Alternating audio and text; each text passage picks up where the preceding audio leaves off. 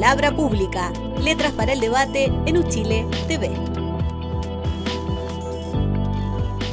Sean todas y todos muy bienvenidos a un nuevo episodio de Palabra Pública, Letras para el Debate, un programa de la Vicerrectoría de Extensión y Comunicaciones de la Universidad de Chile en conjunto a nuestros medios universitarios, Radio Universidad de Chile, Uchile TV, que puede sintonizar en el dial en el 102.5 de la señal FM en la región metropolitana y en el caso de Uchile TV en el 11.2 en la región metropolitana, pero también hay otras señales en todo el territorio nacional. Recordemos que nuestro canal tiene un despliegue territorial bien extenso.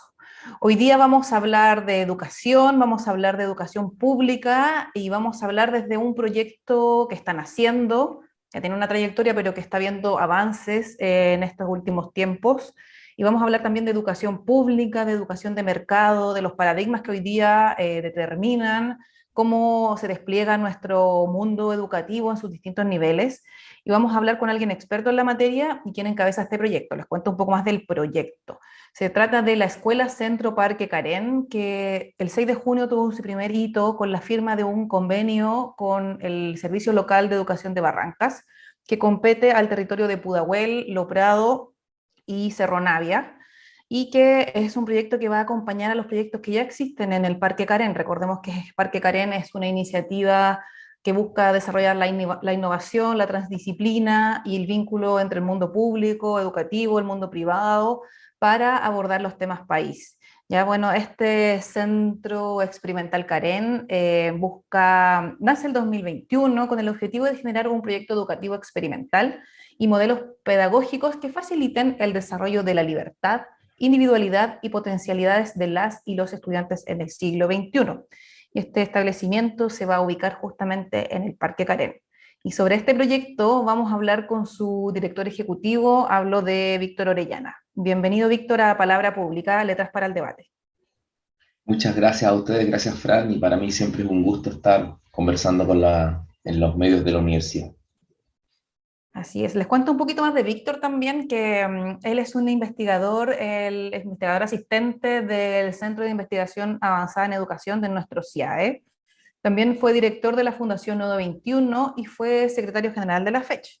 Es sociólogo especializado en educación y es director del proyecto, Escuela Experimental Parque Académico Karen. Además, tiene una trayectoria de dirigente estudiantil que también algo vamos a revisar de eso en esta conversación.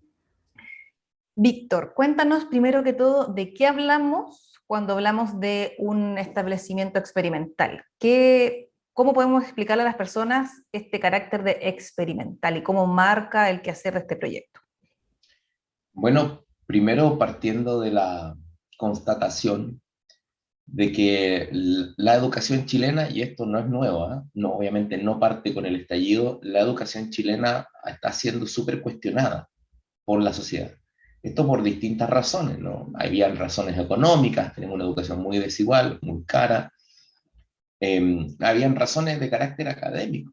Teníamos una educación que si bien le habíamos inyectado muchos recursos, y buena parte de esos recursos venían del bolsillo de las mismas personas, no había llegado a los niveles de rendimiento, de logro que se prometieron o que se esperaba en base a este modelo, ¿no?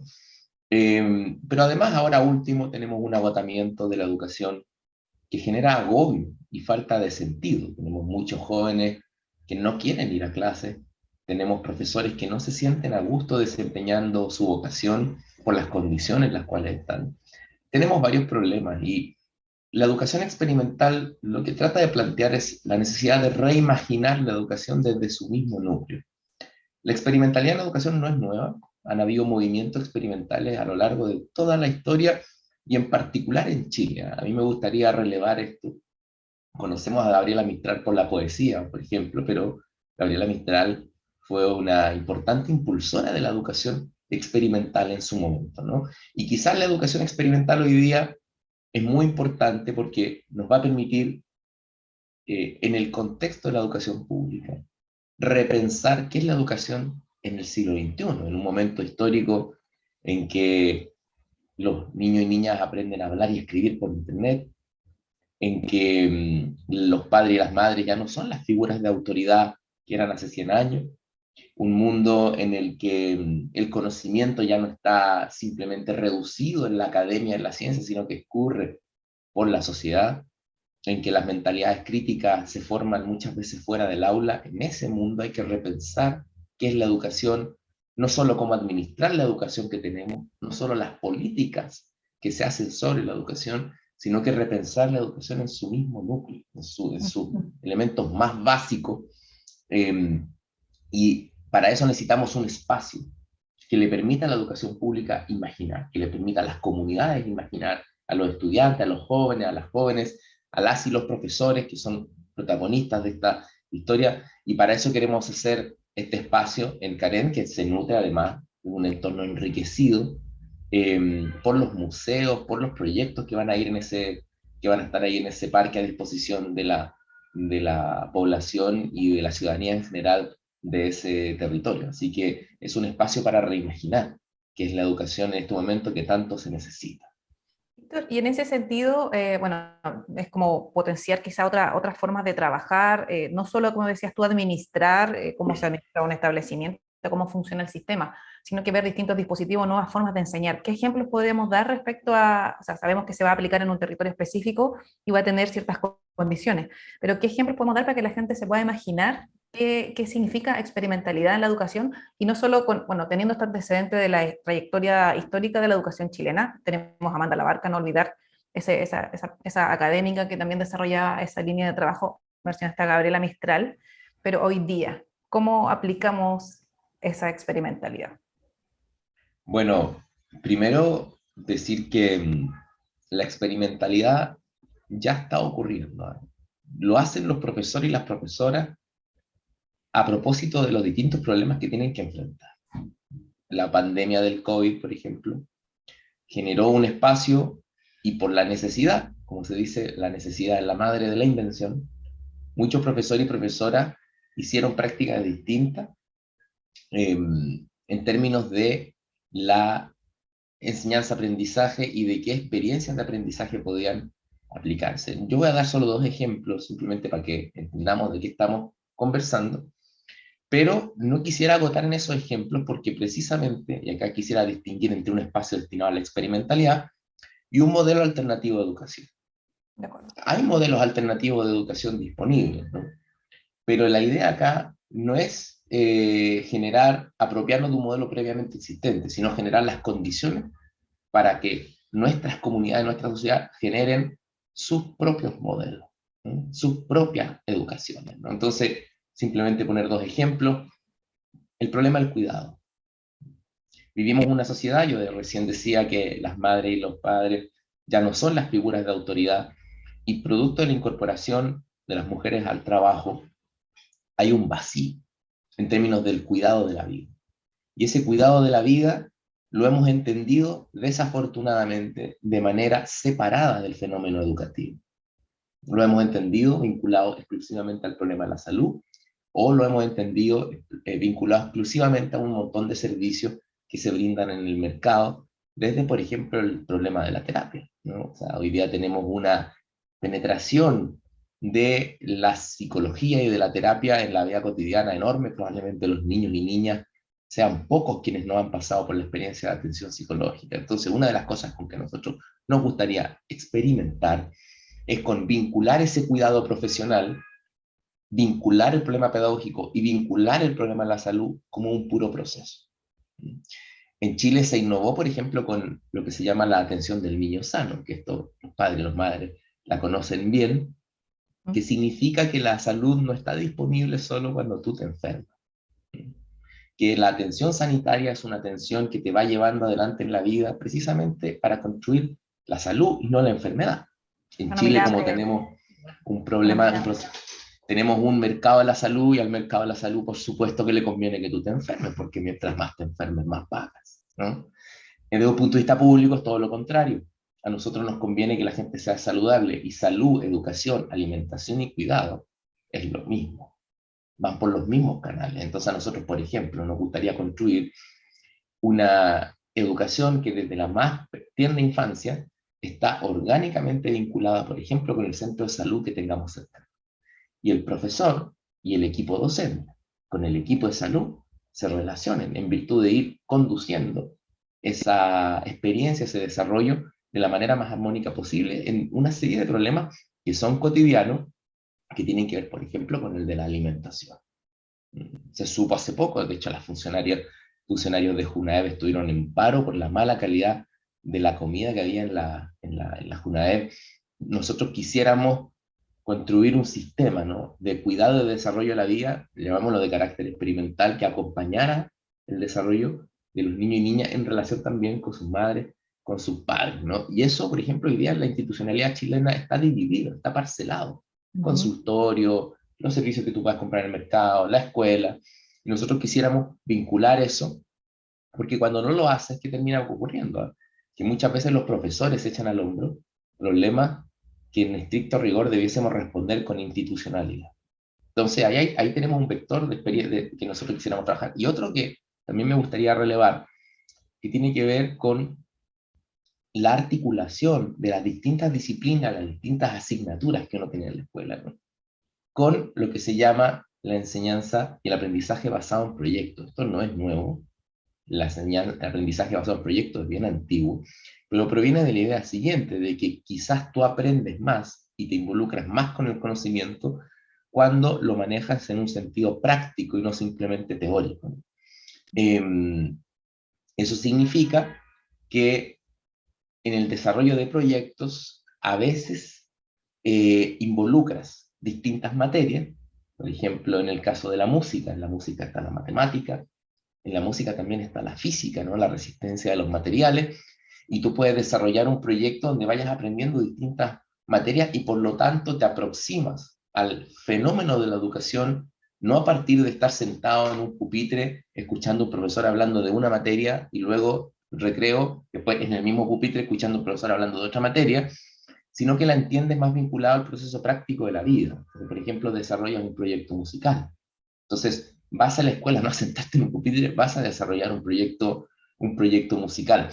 Y la naturaleza de estos proyectos, y esto también es muy importante porque una pata de nuestro proyecto tiene que ver con que sea comunitario, la naturaleza de esos proyectos, el contenido de esos proyectos tienen que ser elementos que sean de utilidad para la comunidad. Tienen que ser elementos que nos ayuden a resolver problemas, por ejemplo. La educación, la escuela y la universidad son instancias para apoyar a las comunidades. Entonces, te estoy dando dos ejemplos que desde ya cambian de cuajo la experiencia cotidiana de la educación, ¿no? Una educación que te acompaña en el desarrollo de la vida, que luego aparece como la realización de proyectos mucho más concretos. Y finalmente la idea es esta, ¿no?, ir haciendo porosa el aula, ¿no? Nosotros nos gusta decir que en este momento histórico la sociedad es el aula. Por lo tanto, la educación más bien es un proceso donde tú organizas tu participación en la sociedad y no simplemente un aula donde con ese modelo industrializado te sientas a escuchar lo que se te dice teóricamente. Víctor, y bueno, ya lo referías un poco, uno de los sellos del proyecto es el carácter territorial. Estamos en un lugar bien especial que es el Parque Carén, que a su vez se inscribe en este servicio local de Barrancas. Recordemos que incluye la comuna de Loprado, de Pudahuel y de Cerro Navia. La relación con la comunidad ha sido como uno de los pilares de la elaboración del proyecto. Están planificando una consulta. ¿Cuán importantes son los saberes de estas comunidades para desarrollar el proyecto y para el desarrollo del mismo? ¿Cómo le va a imprimir un sello específico al proyecto? Bueno, primero decir que lamentablemente venimos de una tradición que cuando habla de comunidad identifica carencias. Hablemos, los sujetos son vulnerables, tienen bajo capital cultural, tienen bajo rendimiento, no son electores racionales. Entonces, lamentablemente la política tradicional ha visto a las comunidades como un conjunto de carencias y nosotros vemos todo lo contrario, vemos como un conjunto de posibilidades y de potencialidades. Hay un concepto que a nosotros nos gusta mucho usar, que se llama el de fondos de conocimiento. Porque cuando tú te metes en cualquier vida comunitaria, de cualquier naturaleza, las personas no es que no piensen ni se desarrollen, digamos, educativamente, lo hacen, lo que pasa es que lo hacen bajo determinados parámetros. Entonces, hemos identificado, por ejemplo, después de un trabajo de hace un año de diagnóstico, hemos identificado muchos elementos del Pudahuel rural que son interesantes desde el punto de vista educativo. El problema del agua, la lucha por el agua, por ejemplo. La lucha por el agua es un elemento fundamental. Las tradiciones de la vida rural, las fiestas, por ejemplo. Todavía se celebra Quasimodo. Entonces, todos esos elementos van configurando lo que se le llamamos fondos de conocimiento. Los sujetos sí saben cosas, y saben muchas cosas. Entonces, para nosotros es fundamental el enfoque comunitario de un punto de vista, digámosle, institucional y participativo. Es decir, queremos que esta sea una escuela comunitaria y tenga un modelo de vinculación con la comunidad, o sea, que la comunidad sea parte, se nutra y, digamos, se apropie de este proyecto, pero también desde un punto de vista educativo, desde un punto de vista pedagógico, en la medida de que estos fondos de conocimiento podamos engarzarlos, digamos, engarzarlos con los procesos de enseñanza-aprendizaje, con el acumulado de conocimiento que la educación moderna tiene que entregar para desarrollar a las personas. Es muy importante esto cuando no hay conexión entre los fondos de conocimiento vivos de las personas y el acumulado de conocimiento de la ciencia, de las humanidades y las visiones de mundo que ellas permiten. Cuando no hay conexión, suceden fenómenos como el terraplanismo, por ejemplo, o como los antivacunas, que a partir de una serie de razonamientos de sentido común, muchos de ellos correctos, las personas llegan a conclusiones erradas, equivocadas, y luego, como son verdades sentidas, cuesta mucho convencer, por ejemplo, a una persona que está convencida de que la Tierra es plana, de que la Tierra es redonda, ¿no? Entonces, para esto es importante hacer lo que los filósofos llaman una ruptura epistemológica, es decir, nosotros no vemos a las comunidades como sujetos carentes, y no es que no tengan problemas, de hecho estamos tratando de ayudar a resolverlo, pero la vemos como un terreno de potencialidades. Entonces esas potencialidades buscamos que se engarcen con un acumulado de conocimiento, digamos, y que eso permite el desarrollo. O sea, cuando yo digo el desarrollo, lo digo en la construcción del individuo mismo. O sea, eso permite que tú, en tu vida luego laboral, profesional, ciudadana, humana, como padre, madre, como persona, ¿no?, puedas movilizar, puedas apropiarte de las categorías, por ejemplo, de la ciencia, las humanidades, de tal manera de engarzarlas con tus formas vivas de conocimiento, y por lo tanto tú puedas recorrer racionalmente por qué te tienes que vacunar y puedas construir una explicación, más allá de creerle o no a quienes te dicen que te vacunen, ¿no? O sea, que no, esto no se trata de terminar con un razonamiento crítico, sino más bien de darle las herramientas a esos razonamientos críticos para que se sirvan del acumulado conocimiento de toda la especie humana. Entonces, la comunidad juega para nosotros un papel institucional, también un papel pedagógico, académico, y yo diría que la educación pública tiene que movilizar los fondos de conocimiento de la sociedad chilena, porque los fondos de la conocimiento de la sociedad chilena son riquísimos. Son riquísimos. Tenemos una juventud tremendamente creativa, y esto siempre lo digo, la industria del meme chilena va a ganar varios premios, en el sentido que la creatividad de nuestros jóvenes es muy grande. Entonces tenemos que saber vehiculizar esas fuerzas. Hay un tremendo desafío ahí de no subestimar a estos saberes y a estas comunidades. Y Víctor, otra de las potencialidades que refiere el proyecto tiene que ver con el desarrollo no solo del ejercicio de la docencia bajo esta mirada del paradigma de la experimentalidad y de la mirada comunitaria, sino que desde la investigación. Tú eres parte del Centro de Investigación Avanzada en Educación y tienes experiencia en esto. ¿Cómo es que la misma escuela, el mismo proyecto o los mismos proyectos educativos en general pueden suministrar información para compartir a otras experiencias? ¿Cómo se hace investigación desde el aula? Bueno, lamentablemente nosotros vivimos todavía presos de una cultura que cree que el conocimiento se genera en la universidad y se distribuye en la escuela. Eso podría haber sido cierto en el siglo XIX, pero hoy día en una sociedad, como dice mi colega Nicolás Flitt, en una sociedad de intelectualidad de masas. ¿Qué significa esto?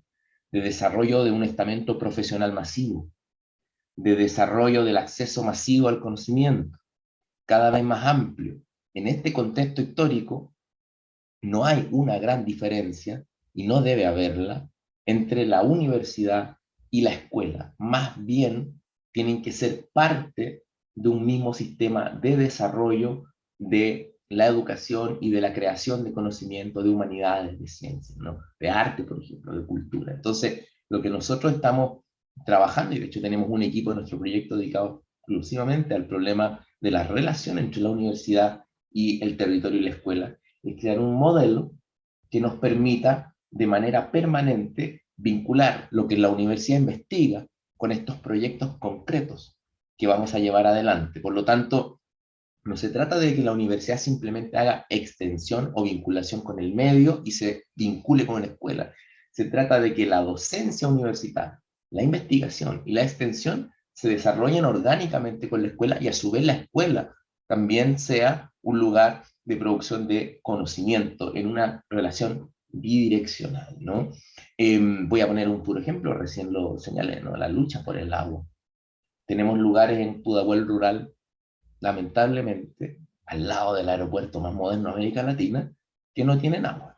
Entonces, eso, por ejemplo, podría implicar el desarrollo de un proyecto que supone mensurar el desafío del agua, ver cómo lo podríamos resolver, cuánto cuesta, qué autoridades son pertinentes en la materia, ¿no? Y eso supone el apoyo de la universidad, no la universidad simplemente, entre comillas, ayudando, sino vinculándose con los académicos y académicas que están trabajando ese tema. ¿Mm?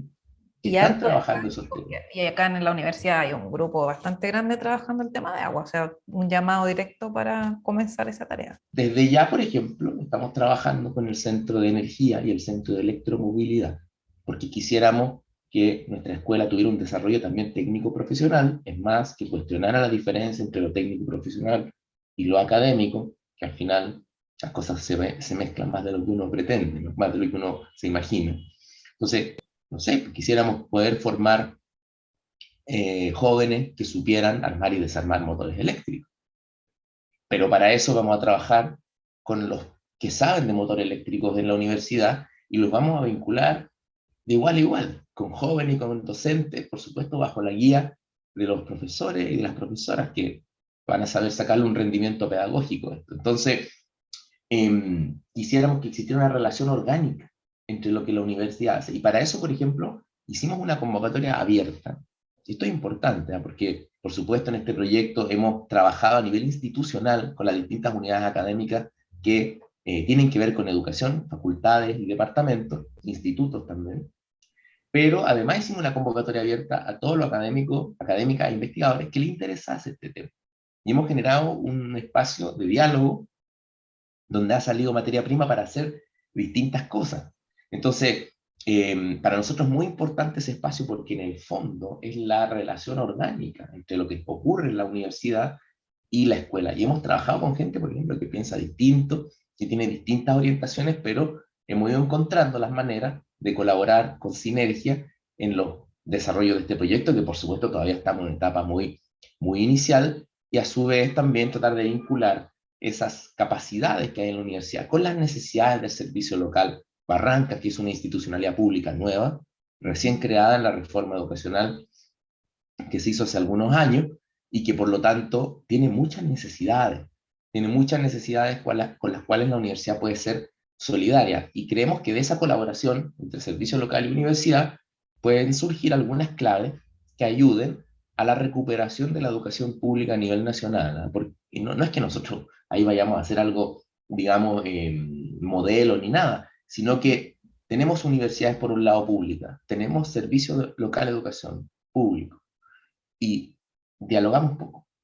Entonces, en la medida que dialoguemos más, vamos a poder darle a la educación pública un sello, un carácter, una identidad propia de ser la educación que es, entre comillas, vanguardia de cómo refundar la educación para este momento histórico, porque los problemas de la educación no se van a resolver simplemente inyectándole plata al mismo sistema.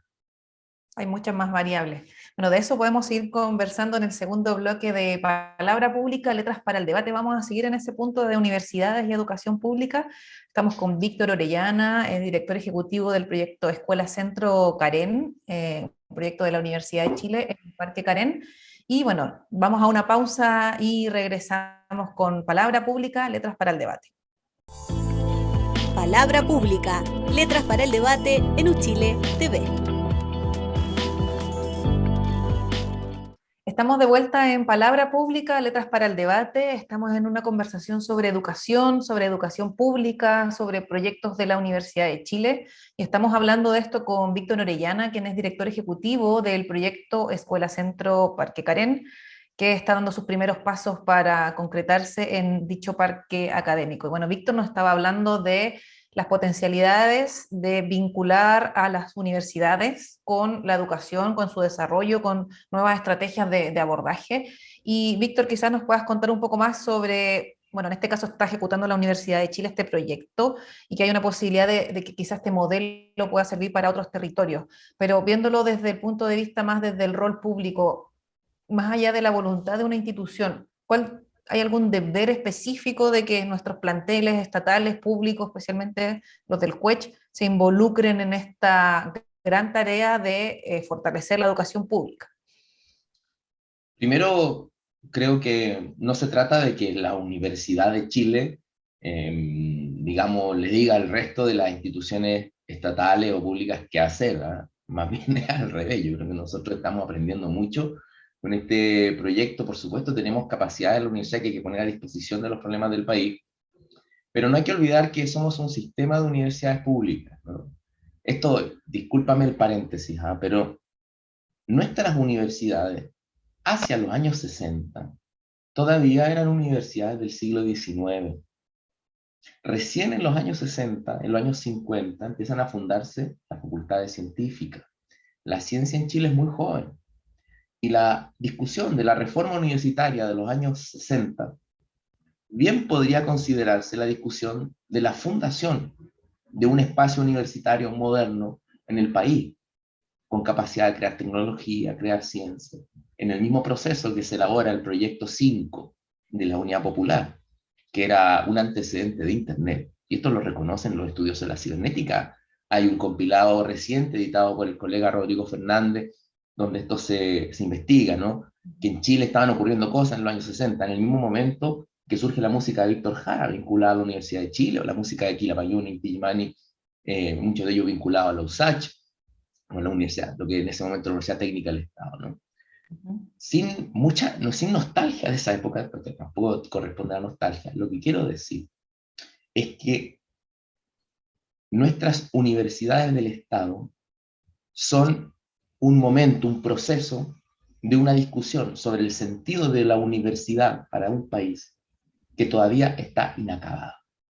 Tuvimos un largo paréntesis, que es el modelo mercado, donde básicamente lo que se instaló no fue un desarrollo del conocimiento ni del desarrollo de un paso hacia el conocimiento, fue lo que yo le llamo un rentismo de humanidad, un extractivismo de humanidad, donde endeudamos de hecho, más de 1 millón de jóvenes para una estructura ocupacional que no fue capaz de absorberlo. Y hoy, que estamos en un ciclo de cambio, que ha asumido un gobierno de cambio, nosotros le presentamos este proyecto al ministro de Educación, que lo recibió muy entusiasta, muy entusiasta. En este contexto hay que repensar cuál es el papel de la universidad para el desarrollo de nuestros países en el siglo XXI. Y eso tiene un componente productivo, sin duda, tiene un componente cultural, tiene un componente artístico, y sin duda tiene que tener un componente pedagógico. Chile tiene, producto de la larga, digamos, de la larga noche mercantil, tiene una discusión pedagógica todavía muy incipiente. Entonces, yo quisiera que las universidades estatales se pusieran a disposición de la educación pública hoy día. ¿Qué oportunidad tenemos? Hasta hoy la educación pública es identificada por las personas de dos maneras. ¿Se acuerdan del liceo fiscal? Y todavía tiene prestigio, que es lo que algunos le llaman emblemático, entre paréntesis, en Chile nunca hubo liceo emblemático. Es simplemente que el resto de la educación no alcanzó nunca los niveles que se esperaban, ¿no? Entonces, por ejemplo, el Liceo de Las Tarrias se fundó para atender a gente humilde, no se fundó para atender a gente de alta exigencia, ¿no? Lo mismo el Instituto Nacional es distinto, pero nunca hubo liceos emblemáticos. Está la educación fiscal y está la educación municipal. Y la gente añora la educación fiscal, pero es una educación que todavía, yo diría, le falta adaptarse a la sociedad del siglo XXI. Recién ahora, por ejemplo, esos establecimientos empiezan a ser mixtos, muchos de ellos, y enhorabuena que así sea. Y la educación municipal, lamentablemente, terminó siendo la educación para quien no puede pagar. Entonces, quizás este es el momento para decir, mira, la educación pública no es ninguna de las dos cosas. La educación pública es fundamentalmente el futuro. Entonces, la refundación de la educación pública tiene que ver con poner a disposición los materiales, las capacidades que hay en las universidades, en los servicios locales, a un proceso de experimentalidad y de reinvención de la educación. A mí siempre me gusta decir esta frase del dirigente Carlos Dilton, ¿no? Del fútbol, para el Mundial del 62, que como no tenemos nada producto del terremoto, lo vamos a hacer todo. Nosotros, como hemos destruido nuestra educación pública, estamos obligados a reinventarla. Estamos obligados a reinventarla al tono con las tendencias actuales. Entonces a mí me gustaría que le dijéramos a la sociedad, miren, no, esto no va a ser de la noche a la mañana, pero las universidades vamos a colaborar con un proceso de reinvención de la educación pública desde su núcleo. Y la educación pública chilena se va a poner a tono con las tendencias actuales y va a ser una educación como lo fue en otro momento histórico. ¿Eh? En los años 20, por ejemplo, la educación chilena fue vanguardia y venían a estudiarla. La experimentalidad y las innovaciones que estaban haciendo los profesores y profesoras chilenos. Entonces, me gustaría eso, y creo que esa es la misión que debiésemos tomar desde las universidades estatales. No se trata simplemente porque hay palabras que en este sentido pueden estar bien intencionadas, pero no ayudan. Por ejemplo, no se trata solo de fortalecer la educación pública, se trata de reinventarla, se trata de repensarla desde su núcleo. Entonces, ahí tenemos un desafío y creo que ese es el aporte que podemos hacer al proceso de cambio que está viviendo la sociedad chilena. Víctor, y en esta trayectoria que revisaste de esto de que la ciencia empieza en los 60, entre comillas, en Chile, ¿cómo podemos inscribir el movimiento del 2006, 2011 y el estallido social en esta trayectoria? ¿Qué miradas le imprimen o desafíos le imprimen a el sistema educacional y particularmente al universitario en esta trayectoria? Bueno, el conflicto educativo tiene que ver con el surgimiento de una sociedad que ya no cabe en la sociedad que había. O sea, acá Chile siempre fue un país muy pobre, Chile siempre fue un país de clases medias muy reducidas, y acá se generó un crecimiento masivo de la educación superior y una expectativa masiva de incorporarse a un mayor bienestar social que fue creando condiciones culturales, sociales nuevas, que nunca habían existido en la historia de Chile, y me refiero a esa generación del 2006, del 2011, entre paréntesis, una generación que hoy día está a cabeza del Estado, está a la cabeza del gobierno, digamos, pero no solo el gobierno. La Convención Constitucional, por ejemplo, hay un estudio que se ha hecho del origen social de los convencionales, y hay cosas bien interesantes. ¿Eh? Mientras el Parlamento está dominado por profesionales antiguos, ¿no? Las típicas profesiones de las típicas universidades del sector oriente, ¿no? La Convención Constitucional es mucho más amplia, y emergen, por ejemplo, muchos profesores y profesoras. Profesores y profesoras que hoy día están escribiendo, y la escribieron, digamos, una nueva constitución para el país. Entonces hay un proceso de que las fuerzas de base de la sociedad, con su creatividad, con su forma distinta de pensar, emergen al debate público, al debate nacional, y ya no son los mismos de siempre los que pueden animar la televisión, la discusión colectiva, incluso la música. ¿No? Entonces este proceso de despertar ocurre en el movimiento estudiantil del 2006 y del 2011, y yo lo que diría es que es un proceso que instala la posibilidad de un salto adelante en el desarrollo del país si es que somos capaces de conducirlo de manera adecuada. Es decir, hay una oportunidad, esa generación, porque no tenemos que ver los movimientos solo como protesta. Los movimientos protestan, dicen lo que no les gusta, pero también afirman lo que sí quieren. Y esta parte afirmativa, por ejemplo, en el caso del feminismo, ¿no? El feminismo ha construido una nueva forma de relaciones sociales de las cuales hemos tenido que aprender, y los varones hemos tenido que hacer mucha también autocrítica, pero hemos tenido que aprender a vivir en un mundo nuevo. Entonces esos movimientos han ido construyendo y han ido trayendo un mundo nuevo. Y a veces las generaciones no lo manejan bien. Yo el otro día estuve en una conversación con vecinos y vecinas de Pudahuela, precisamente a partir de este proyecto, y los papás y las mamás la tenían bien clara. Decían, mi hijo pasa todo el día en el celular, y yo pensé, bueno, acá me van a decir que hay que apagar el celular, y decían, pero ellos se daban cuenta, si bien no era lo que primero hacían ellos, se daban cuenta que si el hijo y la hija pasan todo el día en el celular, ahí están ocurriendo cosas. Entonces decían, ¿por qué no podemos hacer la educación ahí?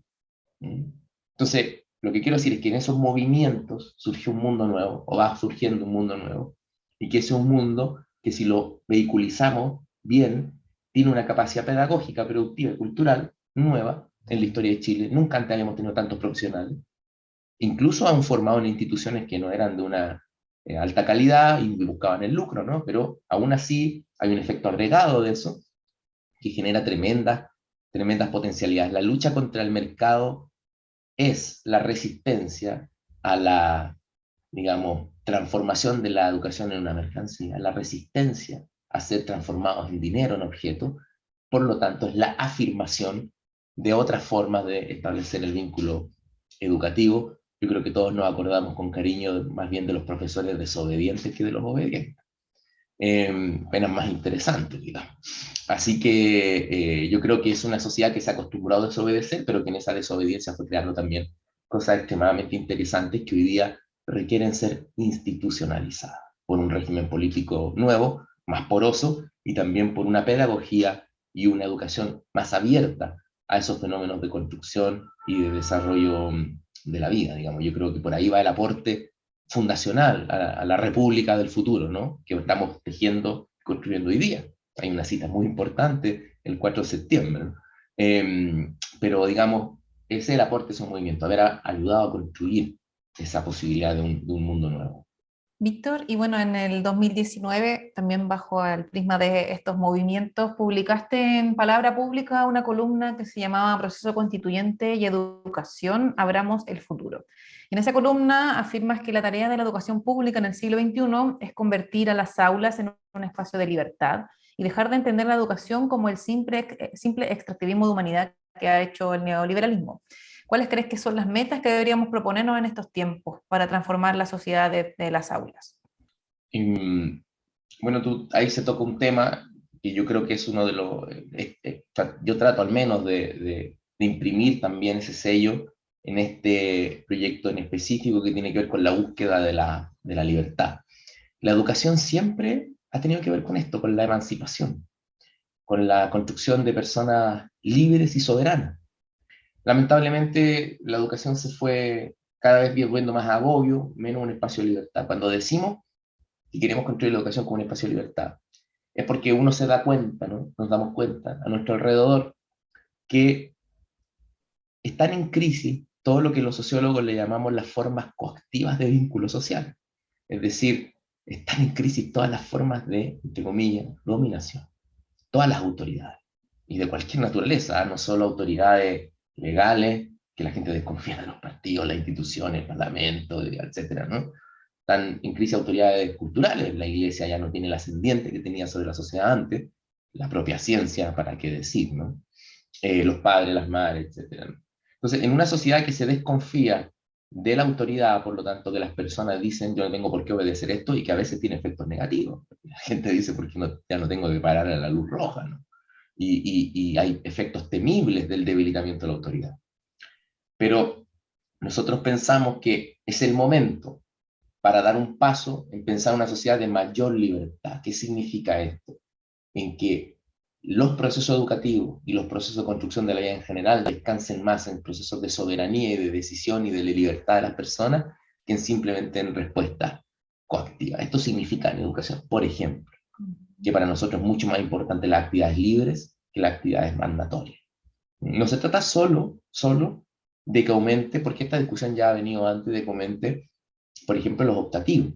Yo elijo tal curso o tal otro curso, sino que se trata de que en las actividades que los sujetos consideran libres, porque un papá y una mamá por ahí nos decían, mira, mi hijo cuando no le gusta algo no hace nada, pero si le llega a gustar algo, se engancha y produce y se mete en el tema y trabaja todo el día en eso.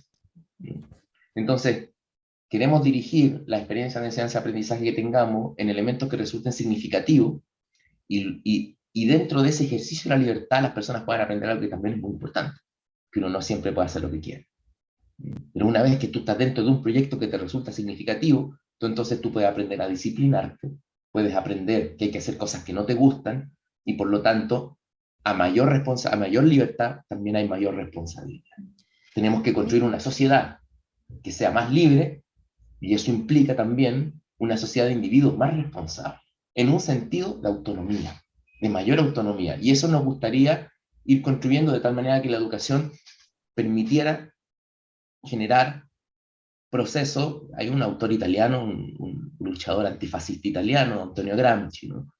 que hablaba de la transformación, de la elevación del nivel intelectual y moral.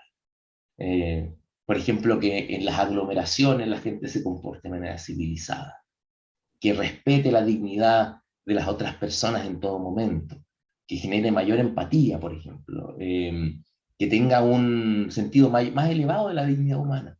Y eso implica sujetos más libres, pero también más responsables. Y esto lo digo a menudo de la gente que cree hoy que la educación es simplemente que los niños y las niñas hagan lo que quieran, y que quienes nos preocupamos por el bienestar socioemocional de los jóvenes, en realidad queremos que los jóvenes estén tranquilos y no nos interesa que aprendan. A nosotros nos interesa que aprendan mucho y que sean más responsables, pero eso solo puede hacerse como un acto de libertad responsable y no simplemente como un acto de ejecutar órdenes de arriba para abajo, como lo hizo en gran parte la educación del siglo XX, y eso es algo que hoy día ya no tiene viabilidad en esta sociedad. O sea, no es algo excluyente.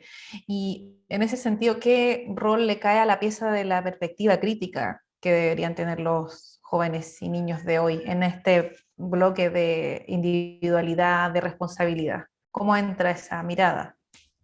Es que precisamente cuando hablamos de mirada crítica, ¿no?, hablamos de la idea de construir personas soberanas, de aportar a eso en el sentido de que puedan construir una visión autónoma de las cosas y siempre no tomar lo dado por natural. El principio de la invención, porque hay muchos discursos que hablan de innovación, y a veces son discursos, otras veces detrás de esos discursos hay efectivamente genuinos procesos de creatividad, ¿no? Pero te gusta la palabra experimentalidad, que tiene otra tradición mucho más política, te gusta la palabra innovación, que hoy día ha sido tomada quizás por algunos léxicos más de carácter gerencial. Independiente de eso, siempre el acto de creatividad es un acto de rebeldía. Siempre la creatividad es un acto de rebeldía, es un acto de dudar de lo establecido, de ir más allá de lo que a ti te dan. Y yo considero, en una larga tradición, el rebelde de Albert Camus, ¿no?, que yo considero que es ese gesto, esa rebeldía, la chispa humana, es lo fundamental de nosotros, digamos, como especie humana. Gracias a esa rebeldía salimos de las cavernas, a alguien se le ocurrió en vez de recoger los frutos plantarlos, luego vivir en sociedad, y la idea de los derechos humanos, por ejemplo, toda esa rebeldía. Entonces, a nosotros nos gustaría construir espacios para que eso se vaya desarrollando, pero con un sentido de responsabilidad. Es decir, la rebeldía no es solo rechazar, es también construir. No es solo rechazar lo establecido, es inventar algo mejor, es construir otra cosa. Eso es un ejercicio afirmativo, no simplemente negativo. Entonces, lo que se le llama la educación crítica no es simplemente estar en contra de todo, sino que es saber que toda situación social es histórica y por lo tanto siempre hay posibilidad para la rebeldía, siempre hay posibilidad para cosas nuevas. La forma en que quienes han trabajado en la experimentalidad educativa, por eso ahí yo ponía abrir el futuro, ¿no? La noción de futuro no existe sin rebeldía, porque si no simplemente es repetición de lo que ya había. Entonces, la noción de futuro depende de lo que podamos, de esa rebeldía, y la educación experimental pretende, digamos, construir un espacio para ese proceso de creatividad y ese proceso de desarrollo, entre comillas, crítico. Entonces, ese es un poco el sentido que le queremos dar. Fundamentalmente, yo iría poniendo los énfasis hoy día en su carácter constructivo, ¿no? Chile está en un momento en que requiere ya no tanto enumerar la lista de las cosas que no nos gustan, que no son pocas, digamos, pero ya hemos tenido 20 años de trayectoria para poder decirlo, ¿no? Y a mí me ha tocado vivir una generación que lo hizo de manera insistente. No siempre la escucharon, digamos, pero lo hizo de manera insistente. Quizás ahora nos toca qué sí queremos, qué vamos a construir, qué país vamos a construir. Es una lección muy importante para las personas que nos escuchan, en el sentido de que es decir espíritu crítico no es decir gente que no trabaje, no es decir gente que está en contra de todo, es decir, simplemente personas libres, soberanas, que van a encontrarle una solución a los problemas pensando fuera de la caja, que nunca se van a creer una caja y por lo tanto van a llevar a este país a lugares del desarrollo, a un momento mucho más alto que ninguna otra etapa republicana pudo alcanzar en Chile. Yo creo que esos son los objetivos posibles hoy día para nuestra generación. Hablando de futuro, de posibilidades, dijiste que, bueno, que este gobierno es un gobierno de cambios. En materia educacional, múltiples son los desafíos, pero ¿cuáles serían para ti las urgencias para el ministro Ávila y su equipo? Bueno, primero es muy importante este debate no partidizarlo, ¿eh? No ponerlo en un eje cromático. Yo creo que acá, cuando digo que es un proceso de cambio, me refiero a que es un proceso de cambios donde caben distintas visiones, donde hay distintas orientaciones. Y es un gobierno de cambio porque le toca justo aparecer ahora, es un gobierno que no está liderado por los actores políticos del ciclo anterior, y yo creo que su principal desafío hoy día, de esto hablamos también con el ministro cuando le presentamos este proyecto, es precisamente dirigir la acción del Estado y repensar la acción del Estado en virtud de este proceso de cambio. Hay muchas banderas, yo recuerdo en el estallido que uno caminaba por la calle, todavía están escritas, ¿no? Los no más CAE, no más TAC, no más FP, no más Sename, por ejemplo. Había uno que decía no más Chile, me acuerdo, me reía de ese. Pero eran un conjunto de negaciones, ¿no? Entonces, hoy vamos a tener que tener agendas positivas de futuro, y en educación ello urge. Ello urge, yo creo que es uno de los principales desafíos de este ministerio. Está trabajando, yo diría que ha tenido extremada sensibilidad con, digamos, problemas que dañaban la credibilidad de la educación. Yo creo que el ministerio ha dado señales bastante positivas, y que lo que queda como desafío es cuál es esta agenda país. Y insisto, no es la agenda de un color, ni siquiera es la agenda de un gobierno, es la agenda educativa de una sociedad que tiene que repensar cómo educar a los que vienen y cómo construir un sistema de desarrollo del conocimiento, las humanidades, el arte, la cultura. Y yo creo que ahí va el ministro Ávila, está trabajando y está, yo creo, en disposición de asumir este desafío. Ahora, cuánto nos demoremos en esto y cómo lleguemos allá, por supuesto que exceden las posibilidades de un puro gobierno o de un puro ministerio, ¿no? Por eso es mucho, mucho más complejo. Pero le va a ayudar a la sociedad chilena a saber, yo digo siempre, bueno, cuál es el final de la película. Es decir, ¿estamos qué? Estamos en un proceso tumultuoso, están pasando cosas, y que las tareas de los gobiernos siempre es mostrar un poco ese, mira, vamos para allá. Ese es el final de la película, y en virtud de eso caben todos estos esfuerzos, estos tensionamientos que estamos sufriendo en educación. Yo creo que hay que hacer eso. Hay que poner un final, digamos, cómo es la educación que nos imaginamos. Entiendo yo que se están trabajando en esas líneas, que se están pensando en convocar actores sociales, incluso en un congreso de la educación. Esas cosas son importantes, son interesantes, y van a dar que hablar, yo creo. Así que en esa línea me imagino que se está trabajando. Súper, súper. Estamos entonces con estas reflexiones de Víctor Orellana, quien es director ejecutivo del proyecto Escuela Centro Karen, que se va a ubicar prontamente en nuestro parque académico. Hablamos de educación pública, de desafíos en torno a la educación, de las aulas, de la experimentalidad, y bueno, de este proyecto universitario que les invitamos a conocer. En la página de la universidad hay más detalles de este centro, y bueno, vamos a tener prontamente más noticias de su desarrollo. Así que nada, muchas gracias, Víctor, por estas reflexiones. Aprendí mucho sobre lo que explicabas. Pienso que me hubiese gustado estar en un colegio como el que se va a desarrollar, y pienso en mis colegios anteriores, y sí, me gustaría que pasara algo así. Me pongo la perspectiva más positiva que tú planteas. Muchas gracias, Víctor. Gracias, Fran. Esto no va a ser fácil, pero vamos a tener millones de problemas probablemente. Pero así son las cosas. Vamos lento porque vamos lejos. Así despedimos Palabra Pública, Letras para el Debate, un programa de la Vicerrectoría de Extensión y Comunicaciones de la Universidad de Chile, en conjunto con Radio Universidad de Chile en el 102.5 del dial, y en Uchile TV en el 11.2 en la región metropolitana. Nos vemos en un próximo capítulo. Palabra Pública, Letras para el Debate en Uchile TV.